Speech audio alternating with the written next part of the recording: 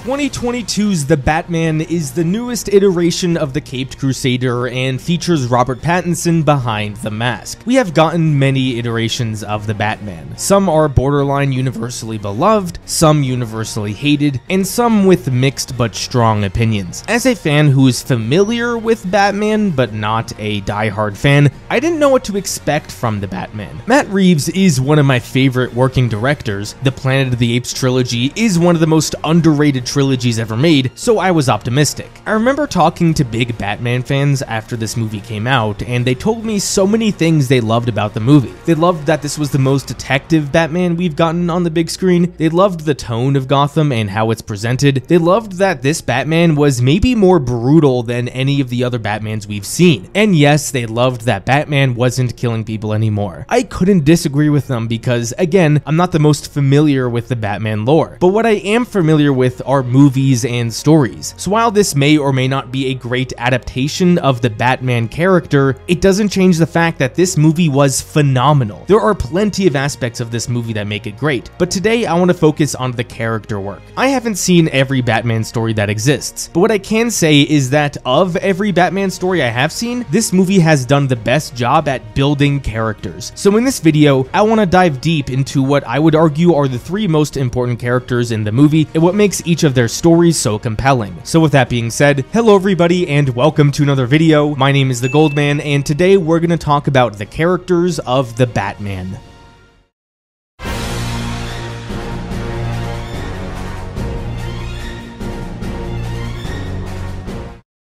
Of course, we must begin this The Batman video essay by talking about the Batman and his character arc. We've seen many different types of arcs for Batman. Sometimes it's about him undergoing some change, sometimes it's about Gotham undergoing a change and how Batman will react. The Batman presents a story where Bruce Wayne goes on a typical character arc. He begins the story one way, and by the end, he is a changed man who has learned a valuable lesson. So even though the kind of arc he goes on is fairly generic, Matt Reeves perfected Batman's story and gave him one of my favorite character arcs in 2022. So let's dive deep into the character arc of Batman and what makes it so effective. In a character arc like Batman's is in this movie, there are four important narrative elements that must exist. The first is the character's want. What does the character want to happen in the story? Usually this is an external goal that is related to the plot. Bruce wants to protect Gotham City and its people. He goes around town and terrorizes criminals who dare bring harm to Gotham. But as he states in his opening monologue, his tactics aren't working. In the 2 years that Bruce Wayne has been Batman, his presence has certainly been felt. We are shown a handful of different crimes being committed in the beginning part of the movie, each one in a different part of Gotham and each one completely unrelated to each other. But what we are shown is that all of the criminals fear Batman's presence. They look off into the dark, wondering if Batman will be there to stop them. Most of the time he isn't there, but that doesn't change the fact that his presence is felt. People have heard stories and they fear the Batman, and when you happen to be unfortunate enough to cross his path, you will feel his wrath. As I stated before, this Batman is far more brutal and unhinged than the previous Batmans we have seen. Only Batflex, I would say, would rival him. There's something so raw and powerful about the punches being thrown by the Batman in this movie. When he is done, he proclaims not that he's Batman or that he's a hero, but that he's vengeance. This word vengeance is a key word in this movie, so remember that as I will bring it up a lot. So Batman clearly wants something and he is acting on it. But if Batman already had what he wanted, then there wouldn't be a story now, would there? His presence may be felt and people may fear him, but his tactics aren't working. So while Batman has a want and he is acting on it, being vengeance, as he says, has not brought any peace to Gotham. So why does he keep doing it? Why doesn't he change his ways? He doesn't stop because of the second narrative element on the list, and that is his ghost. Characters have clear flaws. That's the whole point of character arcs, for characters to overcome their flaws. It's easy for a writer to give their character a flaw and overcome it. What's not so easy to do is give a reason why said flaw exists. Human beings are incredibly complex. By the time they are adults, almost every aspect of who they are stem from something that has happened in the past. Now, usually this something that happened in the past isn't so specific. It could be the relationship you had with your family or the culture you grew up in. But oftentimes in stories, and especially in this one, the ghost is a singular event that has haunted our protagonist, and the ghost of Batman is the death of his parents. This aspect of Batman is pretty much present in every Batman story, but what I would argue this movie does better than any of the other Batman movies is portray the trauma that this event has had on Bruce. This movie, of all the Batman movies, is more about Bruce and his trauma than ever before. Everything that Bruce does in the beginning of this movie stems back to the murder of his parents. This movie at its core is about children who have been wronged by the world. Why is he so violent and brutal? Because every time he sees one of these criminals, he goes back in time to when he was a child and sees the man who murdered his parents. He wants to hurt them as much as he is hurting. Batman is a man who is suffering. You know how in most interpretations of the Batman, there's this alter ego he has where he's this charming playboy who all the ladies love? There's none of that here. There's no alter ego. There's no Bruce Wayne. There's just Batman. There's just fear. There's just a boy who has been wronged by the world. I love the moments in this movie where we just see Bruce stare at a kid who just lost his father. No words are spoken, just the stare of two kids who know the pain of losing a parent. Bruce doesn't just see himself in this kid. He is this kid. He is experiencing this pain. There's one line in the beginning of the movie that perfectly illustrates what kind of Batman we got to begin the story. When talking about protecting Gotham, he doesn't talk about his hope for the city and how he knows he will change things. He doesn't think Gotham will change and that there's no hope. So if he doesn't think Gotham will change and his want is to protect Gotham, why bother? Why from his point of view is he fighting a losing battle? Because of his guilt. Oftentimes the narrative ghost that exists will leave the protagonist with a serious amount of guilt. They often blame themselves for the event that is this ghost. Bruce blames himself for his parents' death, and the reason he acts the way he does is to, in his own way, honor his parents. Gotham sees the legacy of Thomas and Martha Wayne as the Gotham Renewal Foundation, a foundation started to make for a better Gotham. But as we learn, the Renewal Foundation has become corrupt. So Bruce's way of honoring his parents and making for a better Gotham is by going after the criminals directly on the streets. It has nothing to do with the Renewal Foundation. Everything that Bruce does is because of his ghost. Every punch that he throws is a punch to the man who killed his parents. This all ties into the third narrative element of Bruce's arc, and that is the lie the character believes. We have the character's want. We have the ghost that plagues the character and is the stem of all the decisions they make. And the ghost is also the reason the character believes the lie that is holding them back. Bruce believes that there is no hope for Gotham and that the only way he can make a difference is by being vengeance. He believes there is no hope for Gotham because every one of these criminals he sees is just like the man who killed his parents. That these people are all evil and that they deserve vengeance. But things start to change once he meets Selina. When Bruce meets Selina and starts to see what her world is like, it opens his eyes. He literally at one point gets to see the world through her perspective when she is wearing the contact lens with the camera. Both these characters share that ever-present pain and anger from losing a parent. Earlier I said that this movie was about children being wronged by the world, and Selina definitely fits this category. Bruce may have suffered, but he never had to worry about living in an unsafe place, or worrying about where his next meal will come from, or worrying about paying the monthly rent. What I would argue is maybe the most important scene between these two characters is one of the times the two of them meet on the top floor of this building. The two of them are discussing the people of Gotham, and Selina makes a comment that she doesn't know who he is, but she knows that Batman must have grown up rich. Now what this movie does fantastically is provide a critique on the wealthy without conveying an anti-wealthy message. It would have been so easy for this movie to depict Bruce as clueless about everything simply because he grew up a billionaire, but that's not what happens. It takes the backstory about Bruce Wayne and gives him a flaw that would reasonably come from someone of such wealth. Selina tells Bruce that most people don't get to choose the life of crime. Sometimes they are either born into it or they are forced to live it through other means. A person may be starving for every meal and feel forced to turn to crime just to survive, or someone else may be forced into this life through other means like Selina's mother. The reason Bruce was often so brutal in his fights is because he believes these criminals choose this life and choose to be evil. And while that is the case for a lot of people, it isn't the case for everyone. This opens Bruce's eyes to the possibility that not everyone's the same person as the man who murdered his parents. In this conversation, Bruce begins to question things he hasn't questioned before. But one thing he certainly does do is empathize with Selina. When she tells him that Falcone is her father and that her mother was murdered, he understands the exact rage that she has. She has suffered just like Bruce has, and this all pays off in another beautiful moment of the film. When Bruce stops Selina from killing Falcone, the man who murdered her mother, Bruce tells her that she's paid enough, that she's suffered enough. She, like Bruce, is a child who has been wronged by the world. Bruce knows that exact feeling, and for the first time, he tries to actively help someone who is in pain instead of hurting someone who caused pain. This is part of his arc, but it's not all of it. At this point in the story, it seems like it could all be over. Falcone is arrested, Selina is no longer bloodthirsty for revenge, and Bruce has changed. But no, the Riddler is still out there. But more importantly, Bruce may have changed slightly, but not enough. At this point, Bruce may have considered another person's worldview, but still believes this lie that Gotham can't be saved. He goes on to meet with the Riddler, and the conversation here is so revealing. Throughout the story, Bruce feared that the Riddler knew his true identity, that behind the mask was Bruce Wayne, a boy who is scared, but the Riddler says something brilliant. He says that it doesn't matter who is behind the mask. The Batman is who this person really is. Putting on the mask is what reveals Bruce's true self, not taking it off. I love this line because it is such a great way to describe the Batman character. So the movie progresses and we get to the final battle. The people of Gotham are inside Gotham Square Garden, ready to be annihilated by the henchmen of the Riddler. But Batman arrives and goes back to what he does best, beating people up. He kicks ass after ass up until the point where he almost crosses the line. He almost kills this last henchman until he is stopped by Gordon. This man's mask is removed, and when asked who he is, he says, "I am vengeance." This is the moment that it all clicks for Bruce. When he spoke to the Riddler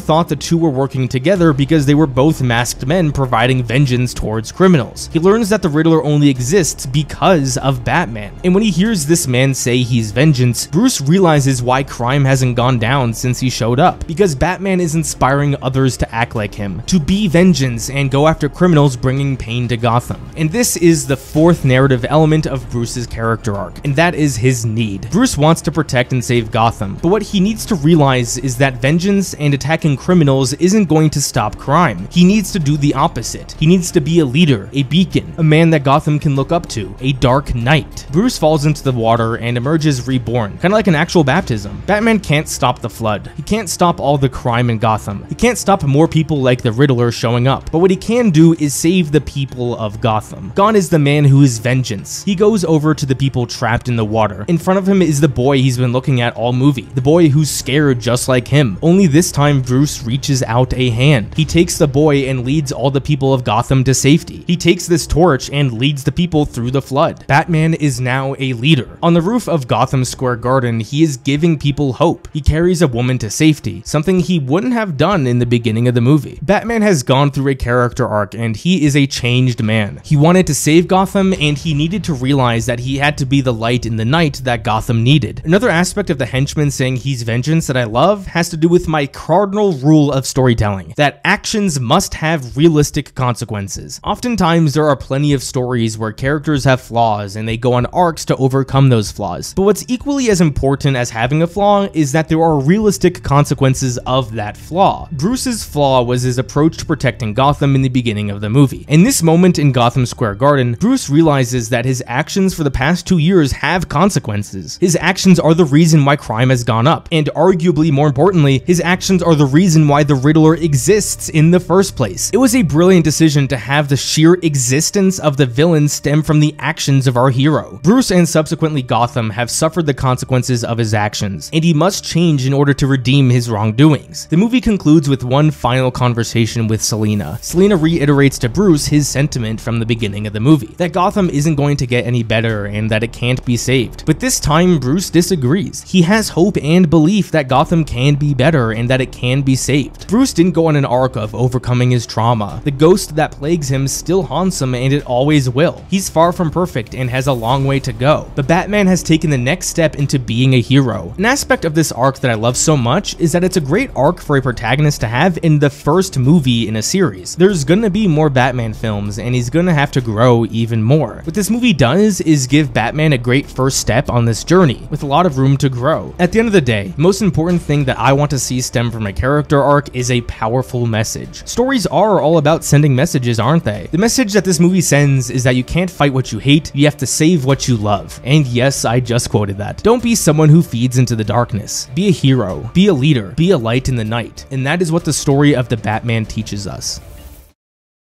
Before I continue on with the rest of this video, only 7.6% of my viewers are subscribed to this channel. So if you're enjoying this video, please consider subscribing for more content like this. Thank you.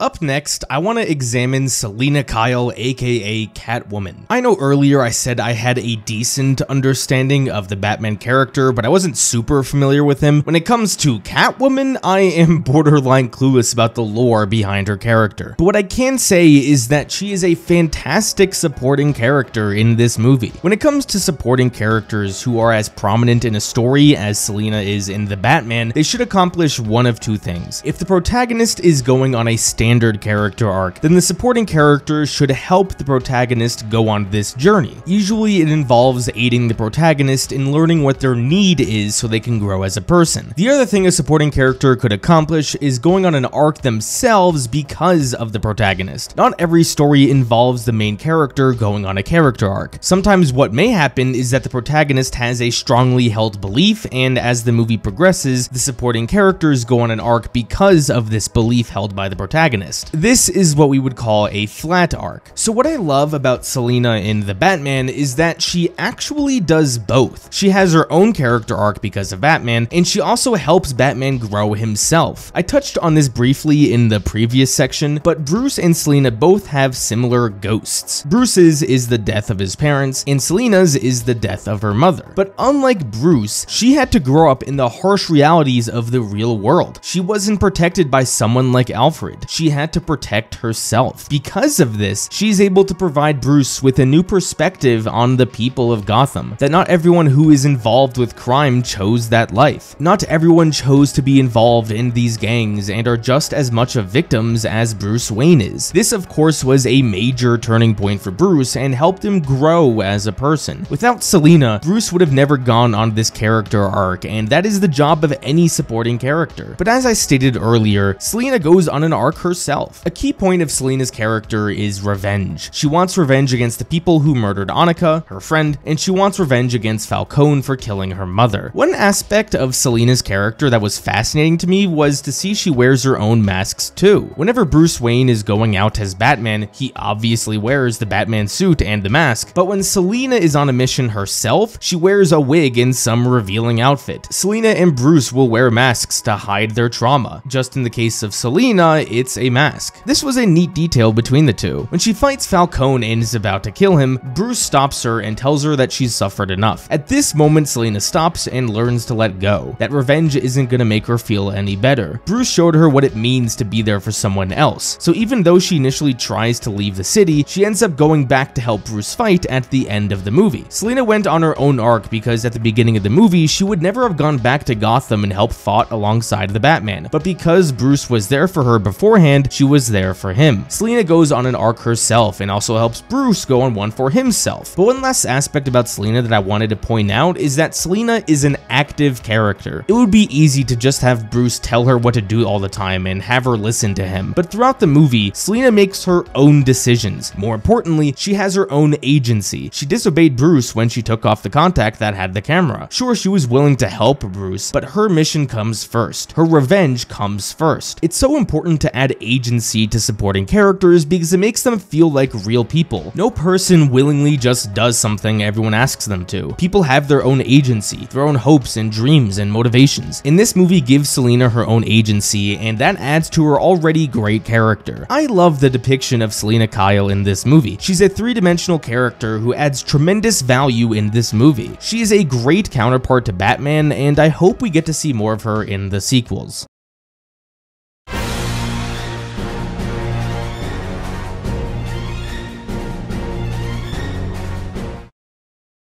The last character that I want to focus on for the rest of the video is the Riddler. The Batman series is known for having plenty of iconic villains, from plenty of iterations of the Joker to Bane and many others. The Riddler in the Batman may not be as iconic as those villains I previously mentioned, he may not be as fun to watch, it may not steal the viewer's attention every time he is on screen, but none of that means he isn't a fantastic villain who complements Batman perfectly. So let's take a look at Paul Dano's The Riddler and what makes him such a great great villain for this movie. One of the most important aspects for a villain is that he or she is great at nullifying your hero's biggest strengths. Batman is exceptional at two things: imposing physical violence and being a detective. When it comes to the Riddler, he poses no physical threat to the Batman, but more importantly, the Riddler can't be stopped by physical violence. The only time the two are ever in the same room together in close proximity is when he is at Arkham Asylum, where Batman can't get to him. We even see when Batman gets angry and starts punching the glass, he still can't get to the Riddler. And throughout the rest of the movie, every time the two talk to each other, it's over a phone. The Riddler knows that he can't engage Batman physically, so he does it virtually. While this may not be a specific example of the villain attacking the hero's greatest weakness, it is an example of the villain nullifying the hero's biggest strength. The other strength is Batman being a detective. The Riddler is a perfect villain for a more detective-esque Batman. Throughout the movie, Batman does keep solving his riddles, but at the end of the movie, when the Riddler realizes that Batman hasn't figured out the final piece of his master plan, he gains the upper hand and Batman starts to lose control. It doesn't matter that he is locked behind bars. He won this engagement with Batman. At the end of the day, a detective's job is kind of to solve riddles, to solve puzzles and mysteries. So a villain called the Riddler is a perfect counterpart to a detective-esque Batman. Moving on, the Riddler follows a narrative trope of villains that I frankly love to death, and that is that the villain kinda has a point. A lot of time, people emphasize that the most important emotion you can have towards your villain is empathy. Let's look at Thanos, for example. In Infinity War, he tells Doctor Strange that half of life must be erased because of his experiences growing up on Titan. While we empathize with his concerns about prosperity of life, we wouldn't say he has a valid point, because not once in the MCU has a shortage of resources ever been a concern. With the Riddler, it is revealed to us that his backstory is his orphan upbringing with the Wayne Renewal Project. After Thomas Wayne died, the Renewal Project became a hive of corruption where money was constantly stolen. This gravely affected the orphans that this money was supposed to help. So while we empathize with the Riddler because we can all somewhat imagine how awful his upbringing was, we also acknowledge that he has a valid point about corruption from the elite affecting those less fortunate. So while we don't agree with his conclusions to resolve the issue, we acknowledge the issue at hand and kinda agree with it. The reason I love this trope so much is because when the villain has a valid point to make, it forces the hero to change. What separates our heroes from our villains is their conclusions to solve an issue. So the hero must still acknowledge the issue and implement a solution to make sure more people like the villain don't show up again. By the end of the movie, Batman doesn't necessarily have a solution to solving corruption, but has changed because of what he's learned, and Gotham will be better off from it, and is probably on the path to ending corruption. Maybe kids who are victims of corruption will look up to Batman as a hero and not go down the path of the Riddler. When your villain has a valid point to make, it adds commentary to the overall story being told, and I love when a movie has something to say about the world. This kinda ties into my next point. I mentioned earlier that it's important that your audience can empathize with your villain, but what the Batman does specifically is that he can sympathize with the villain. Bruce Wayne and the Riddler are a lot more similar than you would think. Both were orphans when they were younger, and both understand the pain of being alone in the world. You could argue that the only thing that separates them is that Bruce was able to grow up in a privileged world while the Riddler wasn't. If Bruce Wayne wasn't the son of Thomas Wayne, he could have easily ended up in the orphanage with the Riddler. And if the Riddler was the child of someone important, he could have had the privileged life that Bruce had. Of course, by the time they are adults, they are radically different people, but it seems the only factor that set these two down a different path was who their parents were. When Bruce realizes this, the Riddler's motivations become a lot more personal because he acknowledges he could have easily become the Riddler too. This movie doesn't just do this with the Riddler, but also Catwoman as well, and I love that. Now, maybe the most important narrative element you have to have is that the hero and the villain are fighting for the same goal. If the hero and the villain are simply against each other because they are on different sides of some war, then that is not an engaging dynamic between two characters. But when the two are fighting for the same overall goal, then that is what will cause your characters to be in constant conflict. Both Batman and the Riddler are fighting to stop criminals from harming the less fortunate. Now, you may point out that the Riddler doesn't exactly care for helping the less fortunate and that he kinda just acting out of revenge towards the elite, and you would be correct in saying this, but let's also point out that to begin the story, Batman is also doing it for his own selfish reasons. He's doing it because of his guilt and the rage he possesses. Both the Riddler and the Batman are fighting for the same larger goal, but for selfish reasons. By the end of the story, Batman wants to prove that Gotham can can change and that the way to help the less fortunate is to be a leader, to be someone that people can look up to. Batman proves that the way to help people of Gotham isn't to murder all the elites for their crimes, but by showing the ordinary people of Gotham something better, something greater. And those are all the aspects of the Riddler that make his character and his dynamic with the Batman so interesting. But before I move on, I do want to touch on one last point about the Riddler, and that is the final battle, if you will. Many have pointed out that the Riddler blowing up the seawall is out of character for him, that the whole movie the Riddler was about exposing the elite, and now he wants to harm the innocent people of Gotham and have his goons attack Gotham Square Garden. While this is a fair observation, I think it's important that we look at the kind of person the Riddler is. The Riddler is a bad person who has suffered a lot. Usually people like him aren't interested in making sure that no one else suffers again like he has. He's far more interested in making sure everyone else has suffered exactly like he has. If he can get more people to share that same feeling of hopelessness that he feels, then maybe more people will start to agree with him and he'll feel more justified with his actions. At the end of the day, all people like the Riddler or Bruce Wayne or even Selina Kyle want is to feel that their pain is justified. No one wants to be told that their pain and suffering doesn't matter. They want their suffering to be acknowledged so their actions afterwards are justified. This is why Bruce tells Selina earlier that she suffered enough. And this is why the Riddler wants everyone else to suffer. What better way to feel vindicated than to have hundreds or even thousands of people tell you that they understand your pain and why you're doing what you're doing? So while this plan of blowing up the seawall is fairly different from his plans throughout the movie up to that point, I don't feel this was out of character for someone like the Riddler to do. And that is my analysis of the Riddler and what makes him such a complex and fascinating villain.